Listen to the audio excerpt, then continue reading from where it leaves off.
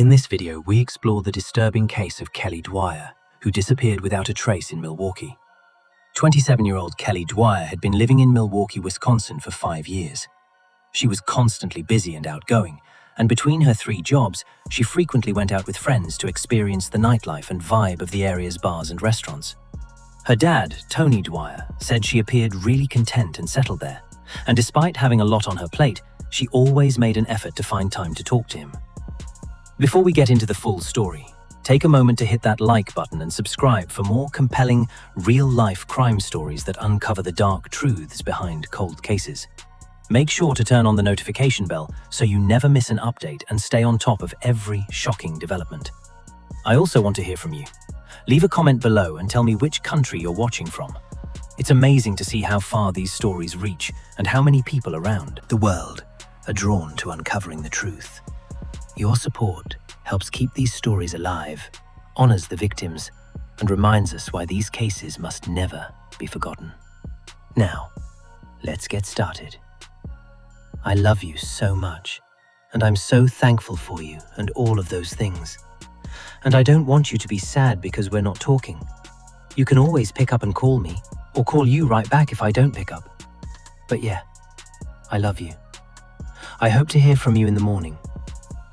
Kelly's aunt said she always looked for the best in people, which is why she had so many friends. Her confidence was contagious. Kelly, who was 27, loved to travel and had always been very athletic, particularly at tennis from a young age. But she eventually gave up tennis for yoga and secured a job as an educator at a Lululemon athleisure store. She also taught yoga at a local studio and worked part-time as a nanny a couple of days a week. Like many people, Kelly was active on social media and dating apps. She had been casually dating and enjoying being single, but for about a year, she had been seeing a 38-year-old man named Chris Zacco every week. Kelly told her dad Tony that she was in love with Chris, a successful IT executive who used to work in IT for the Yankees, but had left for unknown reasons and moved to Milwaukee in search of something new. Chris, like Kelly, was constantly on the move. He worked long hours, loved sports and traveling, and enjoyed the nightlife of Milwaukee just as much as Kelly did. On October 10th, 2013, Chris and Kelly went out to some local bars, meeting up with friends along the way. After 2 days, on October 12th, 2013, Kelly hadn't posted anything on any of her social media accounts. Typically, she did this several times a day, so the absence of any kind of update was unusual. When people called her, they were also met with silence. Her phone went straight to voicemail. Later that day, Karen, Kelly's boss at Lululemon, was expecting her to show up for her shift, but she didn't. She tried calling Chris's number, but he didn't answer, so she left him a message. He called her back shortly after. "My name is Christopher." A message. He also said he hadn't heard from Kelly in a few days, which was odd, but he thought she might be upset at him about something. Maybe they had a disagreement on the night out or something. Kelly's friends wondered what was happening, but there was no activity on her social media, bank cards, or phone. So an investigation was launched. Kelly Dwyer was now missing. Kelly met Chris at his Park Lafayette Towers apartment on the 18th floor, just before 8 p.m. Chris told other people. After leaving to try to get some cocaine, they came back empty-handed. They then went out for drinks at a bar called Allium, which was only a short walk from his building. Over the next few hours, they met up with different friends coming and going. The drinks were flowing, and everyone was having a great time. Kelly told one friend that she had the next day, October 11th, off, and planned to relax and work out. Chris and Kelly left around 2:30 a.m. and went back to Chris's apartment. CCTV footage showed them walking into his building, laughing and chatting in what looked like a lively conversation. Chris said they had drugs and sex before passing out in his living room. He also said Kelly left his apartment at 9 a.m., which he knew because he heard the door close and looked at the clock. He hadn't heard from her since, and Chris hadn't talked to her all day because he was busy moving sports equipment to his mother's house. Karen, Kelly's boss, told the police that in the months before she disappeared, Kelly seemed different. She had lost a lot of weight, and her normally excellent performance at work seemed to be declining. Karen even sent her home one day because she looked glassy-eyed and out of it, which Kelly said was because she took an allergy medicine on an empty stomach. But friends and family said this wasn't sufficient to explain why she would just disappear. And her parents, friends, and co-workers were out every day putting up flyers. Karen kept talking to Chris to find out what was going on, and she said he was being cooperative. But when she met him in person a few days later at the shop, she felt very differently. Some of Kelly's co-workers were there to hand out missing persons flyers, and Karen said she had a powerful reaction to Chris. Chris put his arm around her shoulder and said, "I'm sorry for what you're going through." It was a nice thing to say, but this was the person Kelly had been seeing for a year and one of her closest friends. And she was expecting to say that to Chris. But Chris didn't seem overly concerned or need anyone's sympathy. Tony Dwyer, Kelly's dad, said that Kelly was crazy about Chris, that he had never been certain about him himself. He had heard that they had been seeing each other for about a year, but he was always difficult to get in touch with. Seemed like he was concealing parts of his life. It turned out that Chris had been seeing someone named Megan for 3.5 years and was keeping it a secret. Megan thought they were dating exclusively and were planning to get married. Joyce, Chris's mother, confirmed that he had dropped off some things at her house, but she had never heard of Kelly, and Chris had never talked about her. Chris was now on their radar because he was the last person who was known to have seen her. The building had 28 cameras, so she couldn't have gotten outside without at least one picking her up. The camera showed the two entering just before 3 a.m. that morning, and if she had left at 9 a.m., like Chris said, she would have been seen somewhere. So it was time to get the video and troll through it all. WISN2 News TA Ponton is live on Milwaukee's east side, with the details just in overnight. Tama. Well, we have just learned in the last hour that Kelly Dwyer's mother plans to come to Milwaukee today and meet with the police between 10:30 and 11. And they do plan to speak to the media. We will keep you covered on what happened. This is one of the many posters hanging up in numerous businesses here on the east side of Milwaukee as the search for Dwyer continues. Now, this is the apartment building here at the intersection of Windsor and Prospect, where Dwyer was last seen. Now, authorities have been searching for Kelly Dwyer. This is the most awful, incredibly horrible thing anyone could ever go through. I don't know where my baby is. It had been a little more than a week since Kelly was last seen, and the police were back at Chris's apartment, searching for clues. He didn't seem overly worried, though, saying that their relationship was much less serious than Kelly was making it sound. He said that they partied a few times a week and were more like friends with benefits, while Kelly called him her boyfriend. He also said that Kelly was seeing other people casually and hadn't taken down any of her dating profiles. He gave them some names of people he thought might be responsible for her disappearance. Kelly's friend said she was more interested in Chris than he was in her.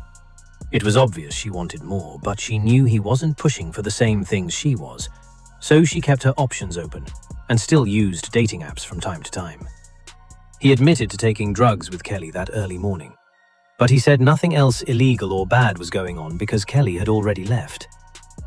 While the detectives were talking to him, one of them received a text from an officer who had been checking the building's cameras. The message simply said, "She did not leave." Kelly had not been picked up on any camera at any exit from Chris's apartment building. She had only entered that morning. That was all they could find. This was clearly suspicious.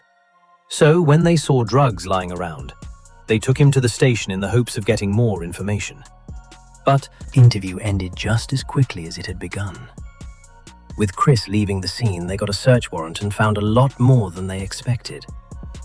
Along with the huge amounts of drugs and drug paraphernalia, they found child abuse videos on different hard drives and CDs, with kids as young as 2 years old. The police said it was sickening, and some of the most disturbing things they had ever seen.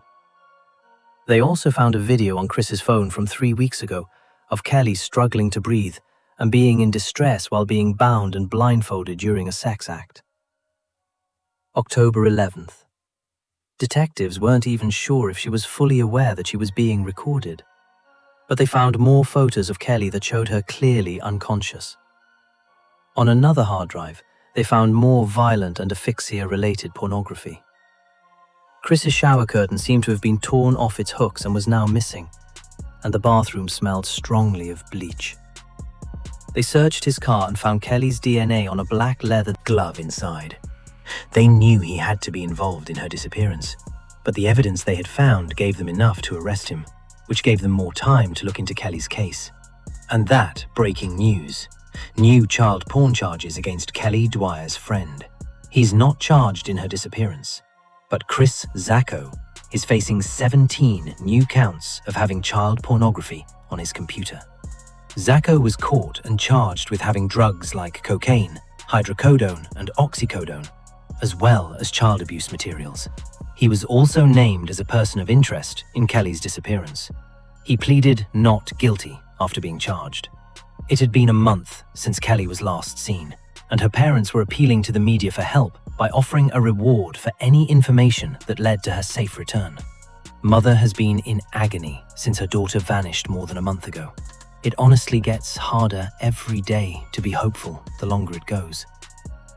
Yes, it's very hard to remain hopeful. It sounds like a cliché, but there are no words to say how horrible it is. I can't believe that I've survived a month without my daughter. Mean Dwyer stood in front of a podium in the shadows of Chris Zacco's condo. Surveillance video captured her daughter, Kelly, walking into the building last month, but sources tell us it doesn't show her walking out. It is frustration, but we continue to hold out hope that we will locate her. And we're not giving up. We're still considering this a missing persons investigation. Police believe Zacco may have been the last person to see her alive. Kelly's mum talked about their relationship. Do you know that she talked about him? I mean, they had been seeing each other for almost a year. So again, a $10,000 reward is now offered in the case. No conviction necessary. This family says that money will go to whoever can provide enough information that lets them know what happened to Kelly. We're live on the East Side tonight. Michelle Fiore, today's TMJ4. Let's hope this helps. Thank you, Michelle.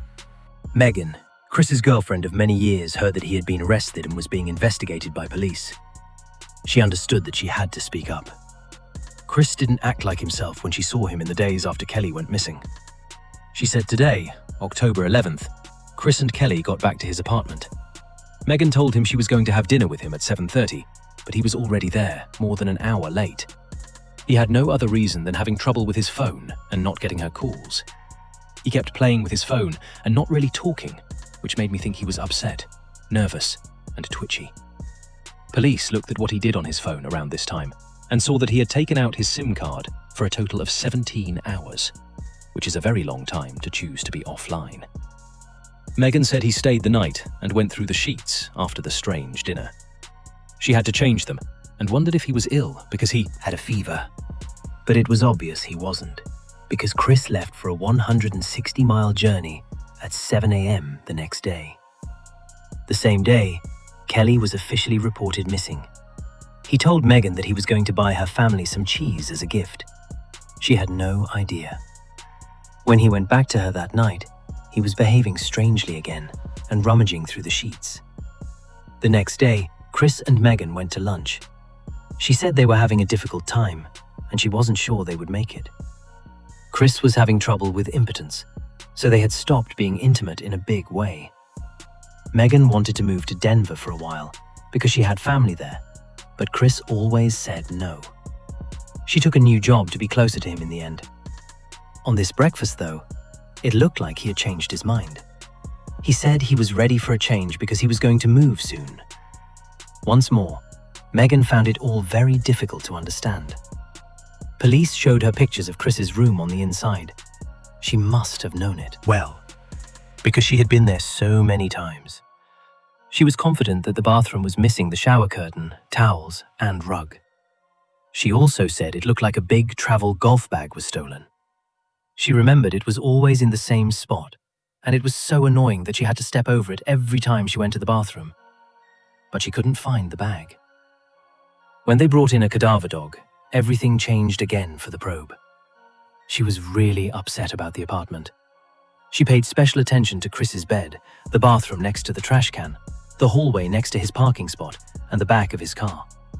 Everything that everyone was most afraid of seemed to come true. Kelly was already dead. He had probably been squished into the golf bag and driven out of the building in his car. They didn't know where she was, though. It's been 6 long weeks since Kelly Dwyer disappeared. Finally, her dad's facing his greatest fear. Do you not think Hell's alive? I don't think she's alive. I don't think she's alive. It's getting harder every day. They're frustrated with the investigation.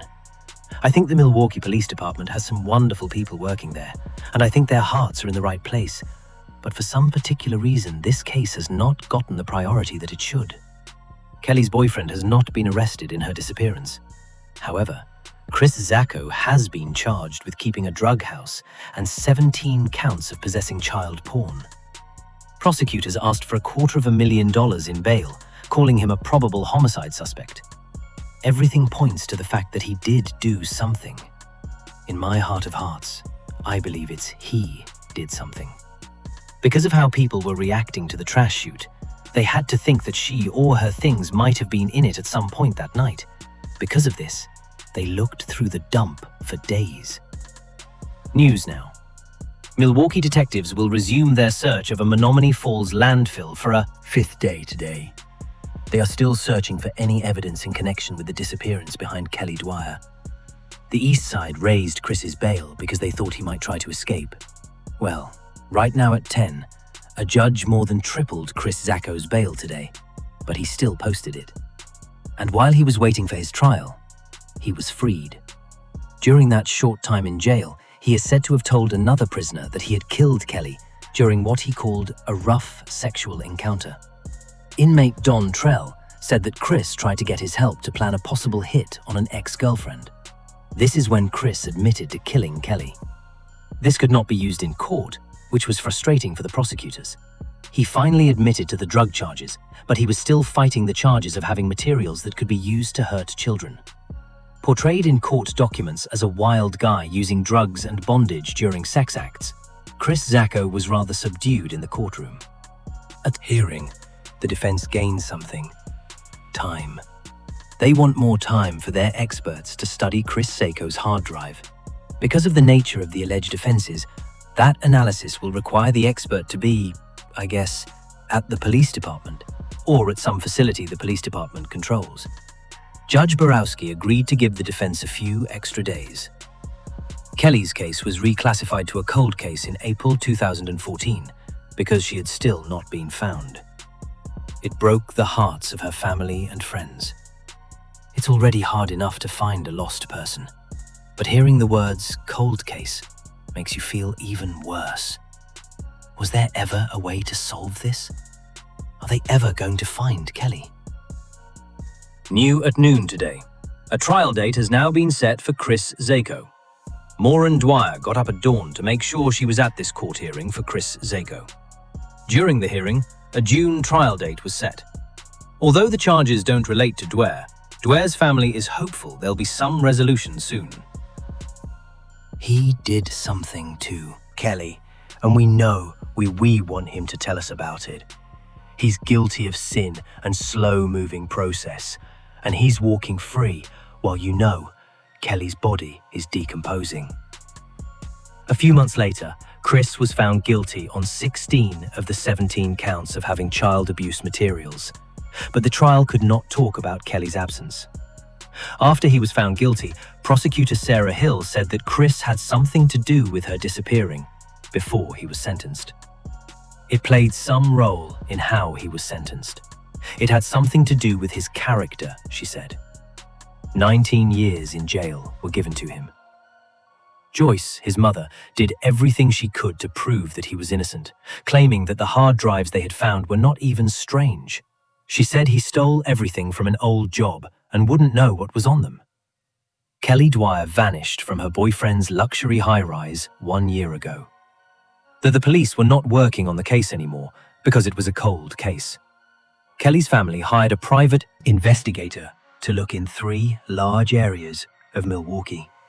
People who used to be with Chris all had very frightening stories to tell about their relationships and sex lives with him. They talked about relationships that started out okay, but quickly turned troubling. Chris choked his partners over and over, and one woman said she almost died.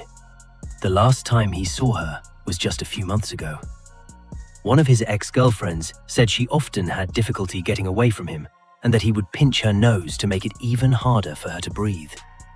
She said she kept the relationship going because when I get my air back, he'd highly praise me and give me lots of validation and self-worth, saying I did a good job and he really wanted me, which was what she needed. He would do things without her permission, and there was one time she was so scared for her life that she thought she might die if she fought back. She talked about a terrible sexual attack that had left her so traumatized, didn't even want her name to be written down. They found out that Kelly often talked about having more exciting sex lives with her friends and co-workers. But what they saw on Chris's phone video, and in those photos, was still scary and seemed like going too far. Miss C, who was also ex-spouse of Chris, told police that she met him on Craigslist. She wanted a casual relationship where she could play the part of the dominant and the submissive. But Chris broke the rules they had made very quickly, putting her in danger. Signals and safe words to stop were not paid attention to. "It was like he wanted to see me almost die," she stated. Chris pinned her down and raped her one night, while her kids slept next door. She didn't see him again after that.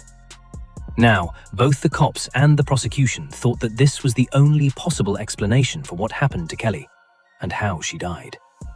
If he had thrown away her body on October 12th, while he was supposedly going to Madison to buy cheese, had 160 miles to look into it.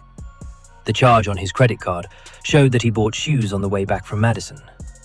Before the search even began, a resident called to say that they saw what appeared to be a human skull tangled in a bushy area of a rural road that went nowhere. Soon they found the remains of a human skeleton, with only a few finger bones broken. One leg was turned in toward the body, and the other was bent behind the ribs and backbone. Tony Dwyer says he's not jumping to conclusions. The tenure of this entire thing has been so painful, so long, and impacted so many people that to have a gut reaction on any part of it is, at best, premature. And we do our best not to speculate. It's been a year and a half. It's a very, very long time. Now, Dwyer is waiting for a forensic odontologist to review old dental records to determine if the female skeleton with good teeth may be his firstborn. Certainly, it'd be closure. The one goal that we've had since the beginning is to bring Kelly back to give her a respectful burial. Funeral. An opportunity for her mother and her sister. Sure. Since there were no clothes or other items close, it took a few days to figure out who they were. On May 1st, 2015, dental records were used to confirm that the remains belonged to Kelly. While they weren't the ones who found her, the police had a solid idea of where she was, just over 10 miles from where Chris got the shoes. She was missing for a year and a half, and now her family has to endure through a big waiting period until forensic analysis can determine how Kelly Dwyer died. At this point, 19 months had passed since she went missing, making it impossible to find out how she died. Samples of the ground showed that her body had been there the whole time. Today, Milwaukee County District Attorney John Chisholm and investigators from both Milwaukee and Jefferson counties met to discuss evidence and where the investigation goes from here. There's a lot of work to be done still, and we don't have a lot of answers. As investigators continue their work, friends and family remember Kelly. I'm sure it's such a relief to her family to at least have some closure so they can start their healing process. The investigation could now be transformed to an open murder case.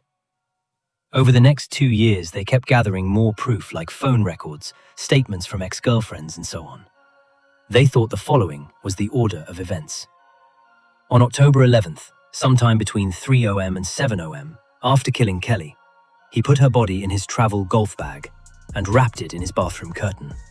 He then pushed the bag to his parking spot underground and put it in the back. At that very moment, a big fan was covering the view of the security camera that pointed at his parking spot. Chris Zacco left his building in his car at 10:06 a.m. After 2 minutes, Kelly's phone, which has never been found, lost its link to a cell phone tower in the area of Chris's apartment. Her phone would not have been pinging off of that station if she had left an hour earlier at 9 a.m. Chris took his car back to his room at 10:22 a.m. It looked like he had thrown away her phone during these 10 minutes or so. A few hours later, at 6:15 p.m., Chris left his building again in his car with the sports gear he wanted to take to his mum's house. Between 4 and 7 p.m., he took the SIM card out of his phone. It would stay out of the phone for the next 17 hours. After more than an hour, at 8:45 p.m., Chris went to Megan's house for the night and had dinner with her and some friends. His car stayed parked across the street, with Kelly's body still inside. At 7 a.m., Chris swore he was going to Madison, 160 miles away, to buy cheese for Megan's parents on October 12th. He threw away her body on the way back by pushing her down into the woods with a black glove. Kelly's clothes, the golf bag, the shower curtain, the bathroom rug, and the towels have never been found. By noon, Kelly was no longer in his car. He put his SIM card back in his phone and drove another 13 miles to a store to buy shoes. Then people like Kelly's boss, Karen Horton, started sending him texts and calling him. He even texted Kelly's phone a few times to see if she was okay. After that, he drove back to Megan's house and spent the night. The next morning, he asked her at brunch if she wanted to move out with him. On May 8th, 2017, almost 2 years after she was found. Breaking news now at noon. Nearly 4 years after Kelly Dwyer went missing, her body was discovered in 2015. Charges now filed in her murder. Chris Zacco was charged with reckless murder in the first degree, strangulation, and hiding a body. As I've briefly read through the criminal complaint, the Milwaukee County DA's office has spent time gathering at least 5 other women that Zacco had previous relationships with, and laying out a pattern of sexual deviant. Now I'm continuing to dig deeper into this criminal complaint here.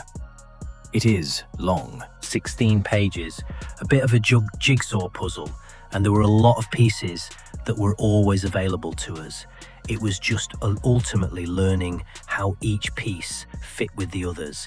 And I think there's an overwhelming amount of information in the complaint that indicates essentially that we eliminated about every other conceivable suspect, and that this individual clearly had the opportunity, and by all accounts, committed this act. In terms of what actual evidence we'll get in front of a jury, I would say that that's going to be a pretty good fight, and I would think a number of things listed. I could be wrong, but I would think a number of these things listed are not going to find their way in front of that jury panel, which arguably makes already circumstantial case more suspect.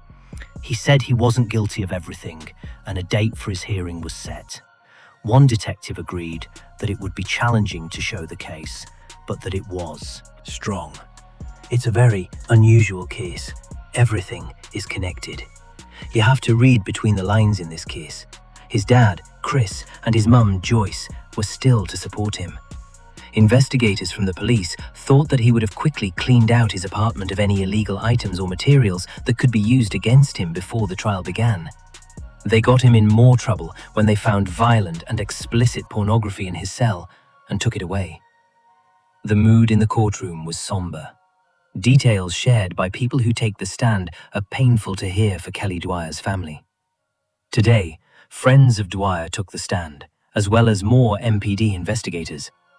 Karen Horton was Kelly Dwyer's boss at Lululemon, who eventually found Chris Zacco's number and called him after Dwyer didn't show up for work. Karen says Zacco came to Lululemon shortly before a group was meeting to post flyers with Kelly's photo. Zacco didn't stay to help and said, "I'm so sorry for what you're going through." And at that point, I just again got a very strong body sensation and thought, I don't trust him. At least twice, he had asked if police looked at the videos, the surveillance tapes from the apartment. MPD detective Eric G. Bron shared some of the surveillance video from Zacco's apartment building garage. Opens the trunk, and then he will grab the bag that he is pushing this in. Objection! Attorneys for Zacco argue that the cameras don't show everything. Speculation is not enough, and evidence does not directly link Zacco to Dwyer's death. Chris didn't go to court, but his defense team knew how to respond to every question.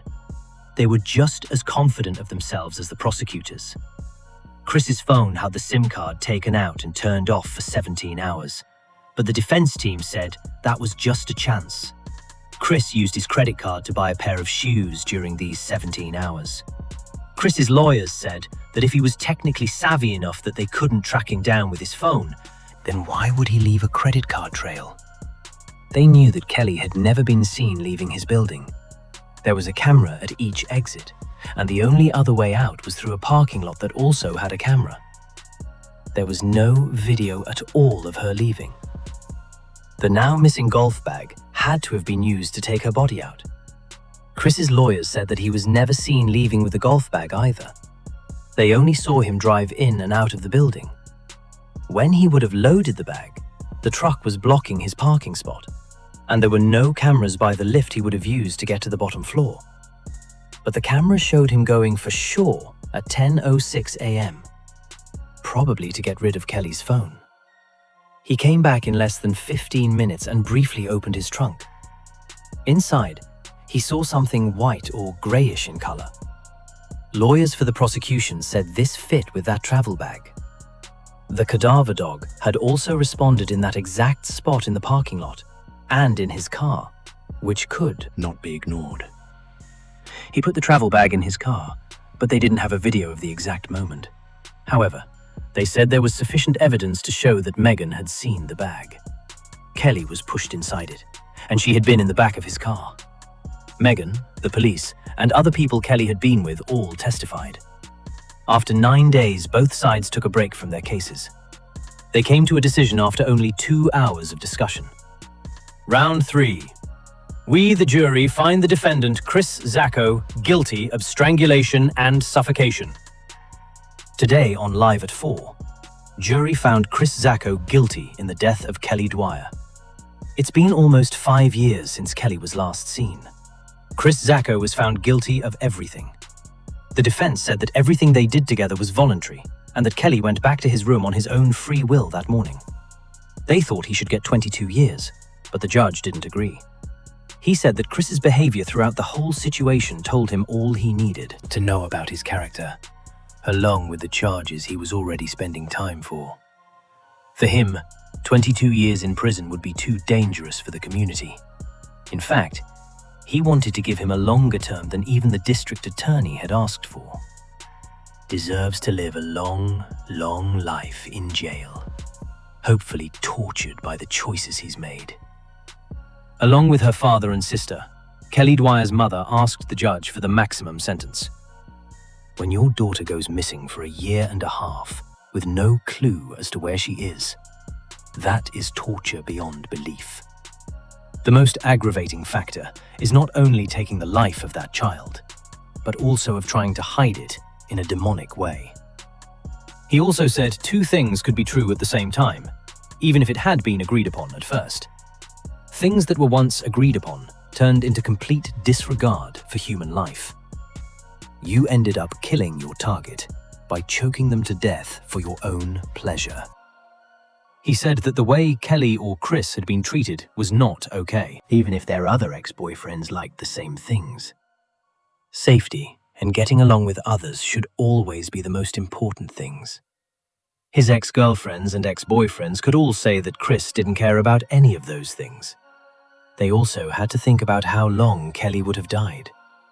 If he felt risky at any point, he could have stopped, or at least asked for help. That wasn't him. He kept doing it until she died, then lied about it and went on with his life as if nothing had happened. The prosecution said this, along with the ex-girlfriend's statements and child abuse materials found all over his apartment, proved he was a very dangerous person who only cared about himself sexually. After years of going unsolved, the man found responsible for the death of Kelly Dwyer will spend 31 years in prison. Chris Zacco, who is 43 years old, was given a sentence of 31 years in jail, followed by 19 years of extended supervision in 2018. This was on top of the 19 years he was already in jail for having drugs and child abuse materials. So he will probably die there. He tried to overturn his conviction for having drugs and materials related to child abuse, but in 2019, this was turned down and his verdict stood. He also tried to overturn all of Kelly's sentences, saying that the court case had been flawed and that Kelly deserved a new trial. However, this was also turned down in 2023. For Kelly's family and friends, it had been a long and difficult process. They had been worried for years that this might never be fixed. Even though Chris was found guilty, it didn't make anyone feel better. But at least they could bury Kelly properly and say goodbye. Maureen, Kelly's mum, said that she has slowly become more isolated, getting sick, and not being able to work because she doesn't want to be around other people. She has also pulled away from her friends, who she says don't know how to help her through this terrible situation. When she said it, there's no feeling better, no moving on. There's just a new normal. It hurts so badly. Thank you for watching and joining me as we explored this case from start to finish. Stories like these demonstrate just how unpredictable life can be and how crucial it is to stay aware and informed. If this video captured your attention, left you thinking, or made you question what you know, be sure to like the video, subscribe, and turn on notifications so you never miss another investigation. Your support keeps this channel alive and allows us to continue uncovering the stories that often go untold. I want to hear from you, so comment below and share your thoughts, opinions, or the next case you want to see covered. Every comment is read and helps guide what we explore next. And if you know someone who would benefit from watching this video, don't hesitate to share it with them. Spreading awareness is powerful, and together we can ensure these stories reach more people. Always stay vigilant, trust your instincts, and look out for yourself and those around you. Life can change in a single moment, and knowledge is one of our strongest defenses. Thank you again for watching, supporting the channel, and being part of this community. Stay safe, stay aware, and I'll see you in the next video where we dive into another story full of truth, intrigue, and lessons that matter.